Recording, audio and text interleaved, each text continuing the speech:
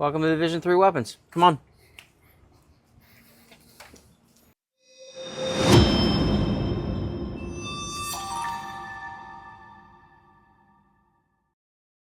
And we're back. I'm Chris Evan, the CEO of Survival Dispatch, joined today by Rocco and Nick at Division 3 Weapons in Orange City, Florida. And we're going to be talking suppressors today. These guys design and make suppressors in-house here. Rocco, first question, what's driving demand for suppressors these days? I would say the main thing that's been driving demand for suppressors is the decrease in wait times for NFA approvals. Interesting. It used to be anywhere between like 9 and 13 months to get your approval for a suppressor. Most people just didn't want to wait that long. And the selling point, or what I would use to sell them, maybe like, look, 13 months is going to pass, 12 months is going to pass, whether you have a suppressor application or not. Might as well do it now. And I could convince some people, but other people just didn't have the ability to wait that long and have the patience for it. Now we're seeing these applications coming back in like less than 2 business days. Interesting. For some people. Yeah, that's awesome. Yeah, I think the longest one I've seen is 2 months. Still, it was at one point in time, it was 12 plus months. Yeah. I saw people wait over a year. Yeah, that sucks. Nick, do you want to add anything to that? No, that was the main driver for this, was they're getting us the applications back in days rather than weeks or months. So it's a lot easier to convince somebody that, hey, like, you can get this tomorrow, in this week, rather than a year from now. Yeah, I get that. There's a thing called the caliper profile where they test your personality and then they make recommendations on who you should work with and who you shouldn't work with and what kind of work you should be doing. Yeah, I scored 99.9% on sense of urgency. I don't want to wait for anything. Yeah, I get that. I want it I get that too. Right now. Yeah. So, Nick, in designing these suppressors here at Division 3, how do you balance performance versus durability versus affordability?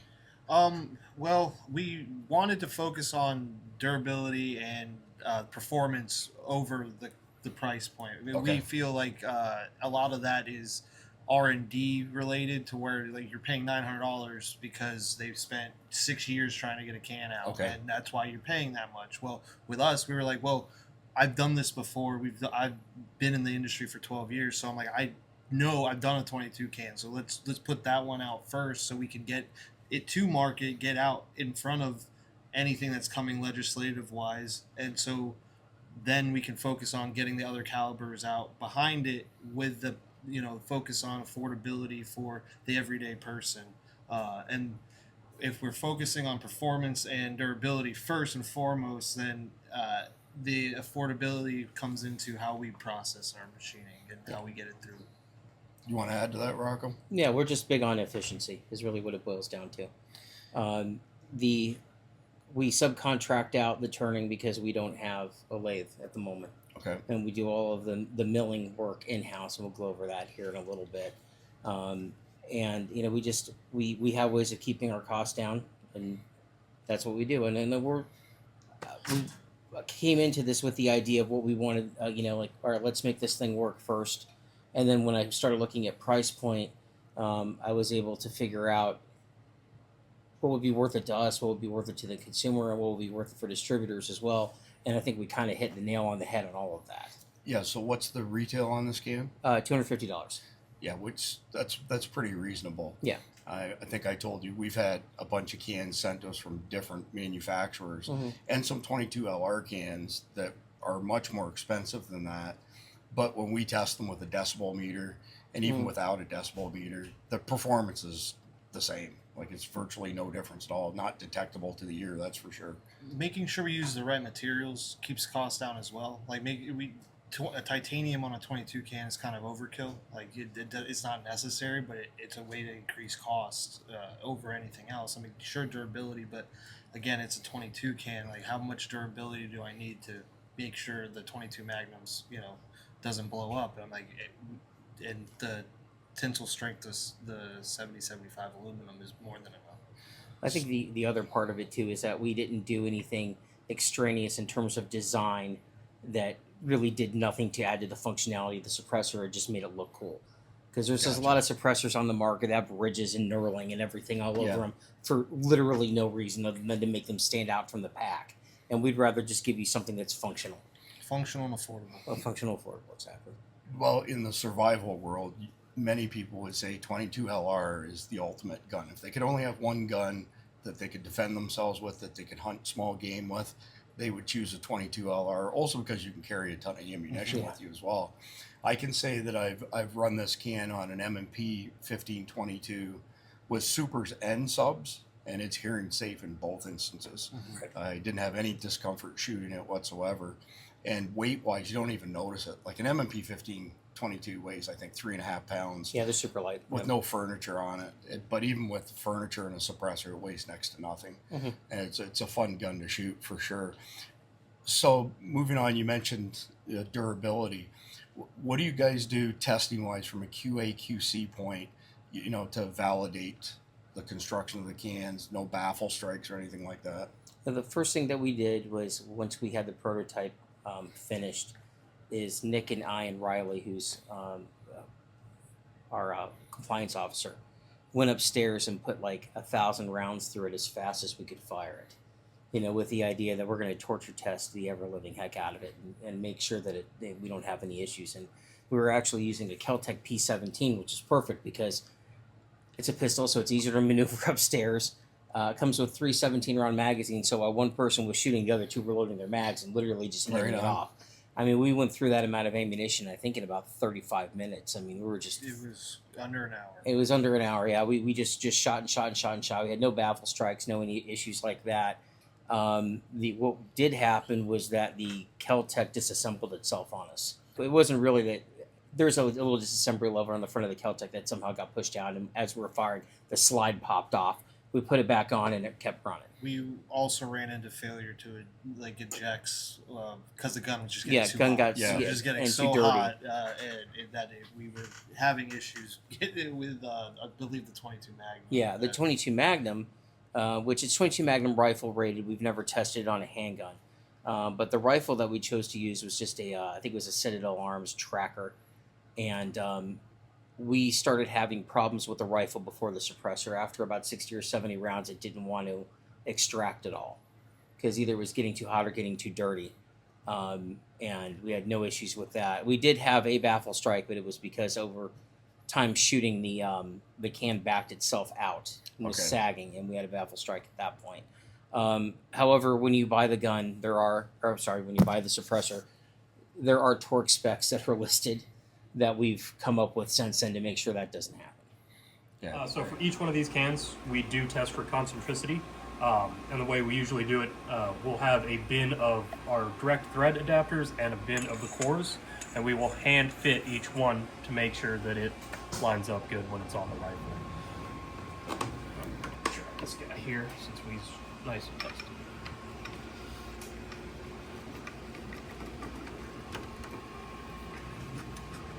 Should be.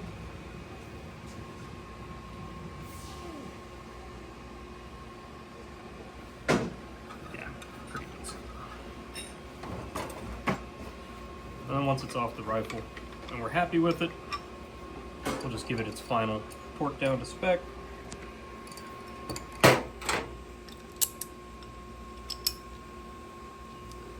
And off it goes.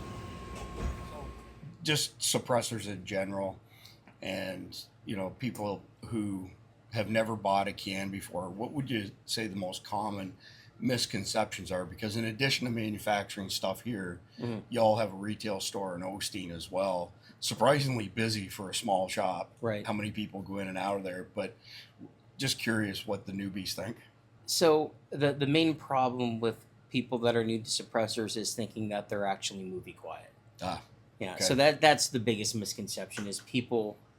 Now this is movie quiet with subsonic ammunition, but the problem that we've seen with people buying like 30 cal suppressors or 5.56 suppressors is they'll come back in and be like, "Well, this is louder than I expected," and it's like, yeah, you're not going to be able to suppress 308 Winchester to sound like like a movie can. It's just not going to happen. That's basically been the problem is people not doing their research and not having realistic expectations going into it. Yeah, that's what I was gonna say. Setting the expectation of, hey, this is not Yeah. movie quiet. Like the movies are Yeah. movies. It's Yeah. not real. And to get that quiet, you're gonna need a suppressor probably 20, 30 inches long. Right. We could do it, but you're not gonna want to carry it. Yeah. Yeah, that's funny. So, but Rocco is right. This can with subsonic 22 Is LR. almost movie quiet. Yeah. I let a guy shoot my M&P 1522 with subs on it, and he's shooting it. And the only indication he said that he could tell that it was actually shooting was the steel ringing 50 Right. yards away, because you don't even feel it or hear it in such a lightweight gun with this type of can on it. I've shot it with CCI quiets out of a bolt gun. They won't cycle in a semi-auto because only about 710 feet per second, and that is the firing pin hitting the back of the cartridge is louder than the shot is. I was gonna say the action. The action is louder. Yeah. Yeah, it's pretty funny. The only knock I've got against 22 LR, both you've already hit on it, is it gets dirty really fast. Right. Being rim fire, so a can of CLP handy is kind of my Yeah. trick. After every Well- couple of mags, I just hose down the bolt carrier group and let her Yeah. rip. That's what's great about a monocore design for a suppressor too is there's no baffles to try to drag out of there because baffles get stuck. In 22 cans or any can with stacked baffles have had issues getting the baffles actually out. This being one solid piece, and this just came off the deburring wheel. That's why it's pink on the inside. When you take this out, you just wipe it out or throw it in an ultrasonic cleaner, and that's it. And I've seen one of our guys here bought 2 of these, and he's been really big into shooting like precision 22. Bought a Bagara B14 Nice. trainer, and he's had over 6,000 or 7,000 rounds through his first one at this point, and it's really not that dirty. I mean, I'm not saying you don't need to clean it. You absolutely do need to clean it, but I mean, it doesn't gum up as fast as you would expect. Yeah, and my comment wasn't so much towards the can as the bolt Oh carrier yeah, group in yeah, particular. yeah. 22 guns Uh, get dirty. Yep. They get dirty pretty fast. Like I say, a can of CLP. Yep. Every couple mags, I hose it down and let her rip, and that seems to do the trick. So And when you disassemble this, the tube itself is modular, so if it can go on either way. Yeah. The front to the back, you can screw it on in either way, so you Yeah, it don't doesn't- have it's to same thread on remember both how sides. you took it apart to put it back together. It just I didn't goes realize back that. Yeah. Yeah, that's interesting. Yeah. That's definitely interesting. So, Nick, when you're designing suppressors, give me an idea on the process that you follow to optimize the design for everything from weight to the actual auditory report. Well, it starts with caliber, right? Like, what are we gonna build the can to shoot, right? If it's 22, that dictates the material. If it's the 9 mil, that also dictates what it's gonna have to be, and it starts there. What diameter and what caliber we're gonna work with, and then starting from there, as far as the materials and that goes. Then it's math as far as what can be handled in a vessel, so it's not a bomb at that point, and things like that nature. But minimizing how long it's on the machine is our focus, so it doesn't take a long time to actually manufacture. So Okay. we can keep the affordability. So, you guys have a pretty badass CNC machine. How long does it take to go from a blank to the monocore? It's under 15 minutes to do all the roughing and the finishing with our current setup. I'm sure I can get it a little bit quicker with the lathe that's coming. So Right on. That's cool. So, Rock, I'm curious. You mentioned some of the cans out there have got, some aesthetic component to them, to stand out amongst the pack. How do you differentiate your suppressors from other suppressors in the market? Basically, it's the least expensive can you can get for this quality out there. That's just how I look at it. I mean, it's the best can for the money that there is for a 22.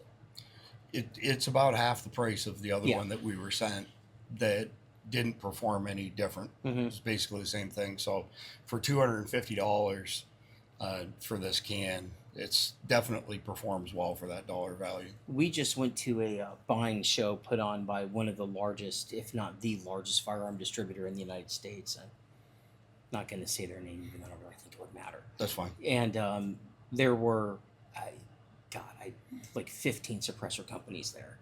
and there was one company that had something sort of similar to ours at a similar price point, and on that one, the baffle stack or the commando core was actually made of polymer. No kidding. Yeah. I And don't. it was more expensive. And it was more expensive. Yeah. Just out of curiosity, what's the durability like for that type of I material? don't know. It was also only rated for 22 LR. Yeah. It Okay. wasn't rated for anything else. Right. So then they had the aluminum one for every other 22 mag, every other 22. Okay, Yeah. gotcha. Right. So it was literally rated for Yeah. Long 22 rifle only. LR. Yeah, and it was interesting. It wasn't all polymer either. It did actually have an aluminum cap on the back. I assume to just take that blast so that it wouldn't erode the polymer in that particular section But- over time. Even the blast baffle was polymer. No, it was that part was aluminum. Okay. Aluminum, All or right, it just- might have been steel. Honestly, I don't think it was steel. I think it was aluminum. wasn't steel. I see some of the companies out there to make them a little bit more durable will use like an Inconel Mhm. blast baffle and then some cheaper material in front of it. And the cans that we've tested with that actually have worked pretty good for the dollar value, Right. Absolutely, yeah. especially.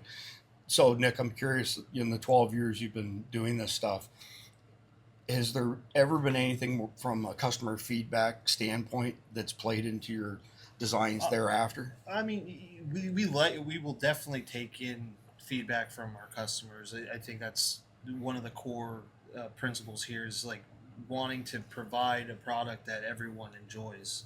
And if you have criticism, by all means, I'll take it, and I will definitely on our version 2 or the next one we put out take that and incorporate that in if it's viable. Like obviously, if we can do it, if it makes sense and it works, then why wouldn't we? You know. So, I mean, just my personal opinion, and I've put thousands of rounds through your can Mhm. and had absolutely zero problems. And in my experience, the problems that we've had with suppressors have typically been misalignment. So a QD system, quick detach system, where you end up, it doesn't quite line up, then you end up with baffle strikes. Right. Sometimes they're light baffle strikes causing keyholing, for the rounds to tumble, those sort of things. But I noticed that you had Andy doing some QA, QC. Describe that process before they actually go in the box. Yeah, before they go in the box, every single can gets screwed onto a rifle with a known good thread. Okay, and that's important because not all rifles that come out of factories have good threads. The one that we're using right now is a Ruger. We test it, we know it's fine, and then we check each single one with an alignment rod. And if it, we actually haven't had any that didn't pass. Right. We've had some that were skewed a little bit more than we would like, but all of them cleared. But then we managed to fix those as well, to be honest. So we make sure they're all right down the center and they don't go into a box until they've been checked. And how it happens is we have a box of the end caps, Yeah. cores, and tubes. So if something doesn't align, Yeah, you if grab there's- a different one and you try that. You get a little until bit of tolerance stacking in the wrong place and you just switch components around until it's fine. Yeah, Well- one at a time. Yeah. Here's a question for you, Nick. What's the clearance between the size of the projectile and the ID of the I monotube? believe right now, so we are at a 260. I believe Okay. is that we reamed them out to 260. So 40 thousandths of an inch play. Yeah, 38, yeah. 38. Yeah. Yeah, which doesn't sound like a lot, but it is. I mean, Yeah. that's a fair bit of clearance for sure. Yeah, you shouldn't have any baffle strikes unless it's sagging or if it Yeah. backed itself Or the off. thread on your rifle's bad, which is very right, which is pistol. also a possibility. I can't give you an exact count, but when we pulled this out when we were at Waft, where our families train, Mhm. one person after another dumped the mags as fast as they could. Everybody was having a lot of fun shooting it. And not only did we have zero problems, but we'll measure the external temperature in the center of the can with a laser temp guide, Mhm. and it never went over about 210 degrees. So the heat dissipation, just so you know, it was really good in our opinion, because other cans, and maybe not a 22 LR, but other cans, we typically get through maybe 3 mags, and you start approaching 300 plus degrees external temperature, middle of the can.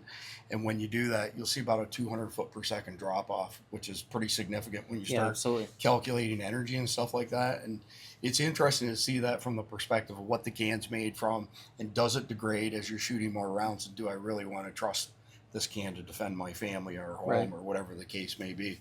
So Nick, being in the, the design side of this, what what are some emerging trends that are making changes as far as the design of suppressors is concerned? You hit on it a little bit. The quick disconnects that everybody likes, and then we're working on a 9mm can right now. So incorporating a design that functions on all platforms. So a fixed barrel, if you want to use a muzzle brake, you can use that. There's also the handguns, which require the Nielsen devices. Some of them, the barrel Right. set move. So incorporating all of that into something that is, I like modular design, try to be as modular as possible. So I would like the R1 can to be able to go across all three with just changing the back end. So, and then that should be relatively easy for anyone. Yeah, just like with a standard hub adapter. Yeah, essentially. hub adapters, off the shelf components. Like Mhm. we've been working with other companies to see what's out there, what's available. So like if someone wants someone else's brake, they will have no problem matching with our suppressors. So intended market for that, is that going to be for private individuals or for law enforcement use, or both? Everyone. We redesign with the idea that everyone all the way up to military could use this, but if they don't, it trickles down to the end consumer that it can go through this rigorous testing, but most average users are never going to put it through that. Everything that we build is built with the idea that it just needs to be as tough as possible. Yeah, it makes sense. Yeah. When you guys have the 9mm, I'm dying to try it. We've been sent some like SMG 9, so submachine guns, MP5s especially, where they're rated for super heavy duty use. And most of the cans that we've been sent that are of that designation are quite a bit heavier than competitors, for private individual use. But how many people have MP5s? I mean, we all want one, but none of us have one, right? Right, but again, the design aspect, incorporating the right materials, so like that probably will incorporate a titanium tube and all of that to keep the weight down, but also give you that durability over the length of full auto run. Yeah, and then just for our audience to be clear, when you start introducing titanium, there's a world shortage right now. It's not super bad, but it's definitely constraining supply, and titanium's quite a bit more expensive than other materials are. So it's a harder machine. Yeah, absolutely. So, question for both of you: what advice would you give somebody who's a first-time suppressor buyer? I would say figure out exactly what you want to do first. Are you using the suppressor for hunting? Are you using it for pointing? Are you using it for home defense? They're use-specific things. Like I always said, I'd rather have a tool that's made for one thing than a tool that's made for many things. The multi-tools tend to not work great at any one given thing. And manage your expectations in terms of sound, because like I said earlier, a lot of people get into this, but their only exposure to suppressors has been in James Bond films, and they just don't sound like that in real life. Yeah, they sure don't. No. And the first shot is always louder. You've got oxygen that's in the can, and that'll burn off, and you'll get a pop from that. But as long as you're shooting at a decent cyclic rate, you'll only get that on the first one. But if you stop shooting for 30 seconds and then you start shooting again, it'll be full of oxygen. It'll pop again on that first shot. Nick, advice you would have for a first-time buyer? Rocco pretty much nailed it.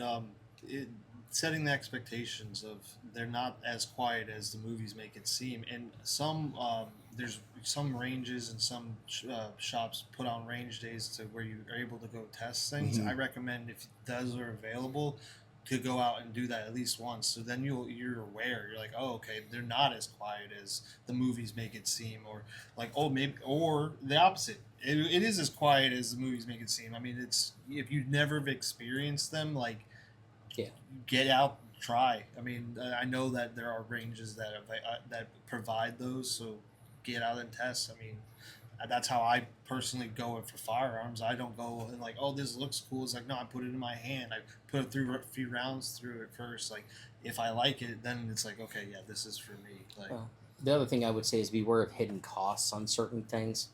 Not really hidden costs, but say you want a 9mm suppressor because you have a 9mm PCP or PCP. Yeah. PCC. PCC, excuse me.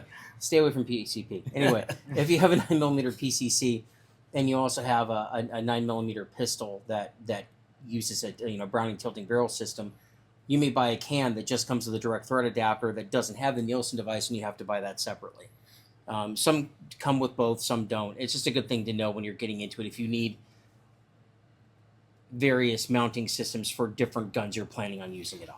Yeah, well, that's interesting. I would add to that just because it's rated for 9mm and it's a half by 28 thread pitch doesn't mean it'll work on every 9mm.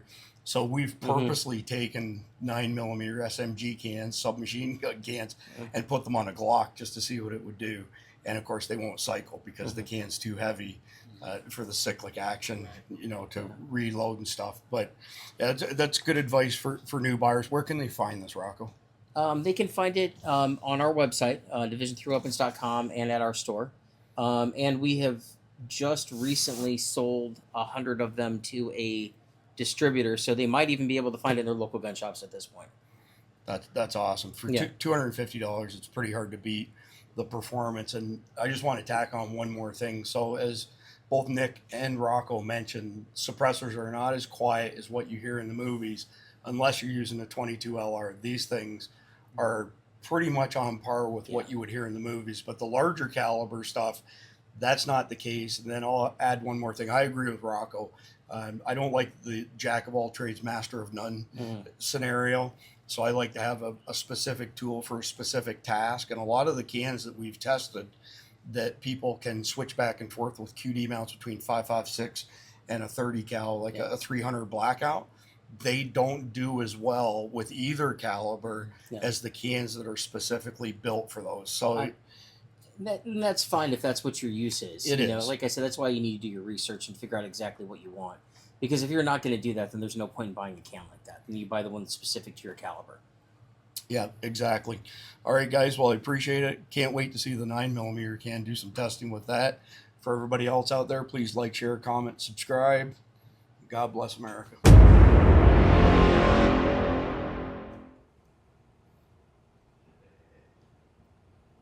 Welcome to Division 3 Weapons. Come on. All right, Rocco. Tell us what you got going on here. This is where we do the majority of our gunsmithing. Anything that doesn't involve machinery, like gunsmithing, parts replacement, stock work, that sort of stuff. Just general, troubleshooting, that kind of stuff. I was surprised to see my good friend Andy working here. Yeah, he's a good guy. He's a great guy. He's done a lot of favors for me over the years with guns. Yeah. As you walk through here, this is basically our machine shop. So anything that's going to get threaded, we do a lot of barrel threading, is going to get done on one of these two lathes, which are actually gunsmithing lathes from Grizzly. We have our mill here, our old Bridgeport. Surface grinder is down there. What year was that Bridgeport made in, do you think? I believe it's a 1960s vintage, but to be perfectly honest with you, I'm just guessing at that. No, that's okay. I'm 1960s vintage too. Barely. 1969. Yeah. So we got a surface grinder, various surface plates and comparators, and then this is our CNC machine where we're making the suppressors on. See here, we're milling out those pockets in these. Those are the how the parts come to us, and then we do this to them. Yeah, that's quite a machine. Yeah, it's a big machine. It's got 5th axis capability, which is really nice. You can see that big yellow thing on the end there. That's the 5th axis. It's called the 5th axis saddle. So that allows it to move in multiple ways. It makes things that normally used to take 2 to 3 ops, you can do in one, which is really nice. How many tools are in there? Let's see. That's a good question. I actually don't know. A lot. 25, 30, something like that. Nice. Yeah. Yeah, that's quite a machine. Yeah, you can actually see the tool magazine up here. Oh yeah, Yeah. that's a great shot. Yep.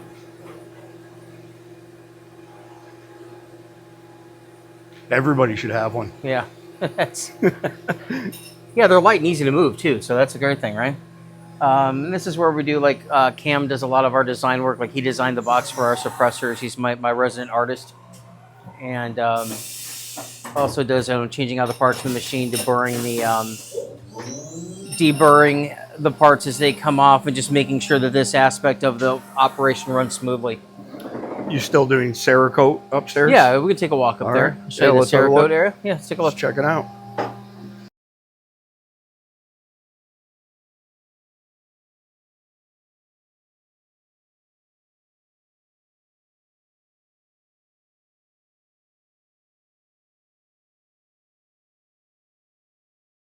So this is the sign department, which doesn't really have anything to do with us anymore.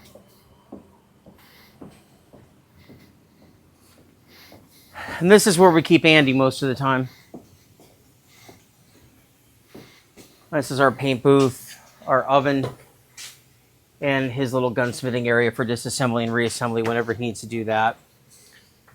He's And got then, to of be course- like a kid in a candy Yeah. store. This is his world. And then we got our shoot booth over here where we do our test firing. Yeah, I've shot a few rounds into that bullet trap. You know what's funny about it is that I ordered, this is the stuff that gets filled with it. It fills it up. It was like $600 to fill that up once, and like $1,200 to order all of that. Holy crap. Yeah, so it's like, you know what? I mean, it ended up costing more than that with delivery, of course, but That's crazy. I'm good on shoot booth media for the next like 5 years. Right on. That's a whole lot of shooting. Yeah, we do also have our laser engraver in here. I don't know if you really want to see that, but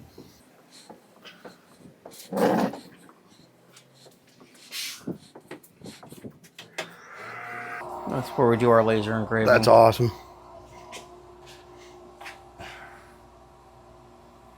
I should have, if I thought about it, I would have done a plate with survival dispatch. We could have just watched it do it. It would have been kind of cool. Right. Only I'm not qualified to that kind of. That's what Nick does. You know, Nick would design it. I don't even. You know, it's one of the things about being the boss. I don't even know how to turn that damn thing on. That's too you know? funny. It's like when you ask me how many tools does that hold. I'm like, I don't know. I don't need to know. Right on. Check out division3weapons.com or their retail store in Osteen, Florida, across from Skip's Western Wear. I did want to point out that we are also opening a second location in Edgewater, Florida.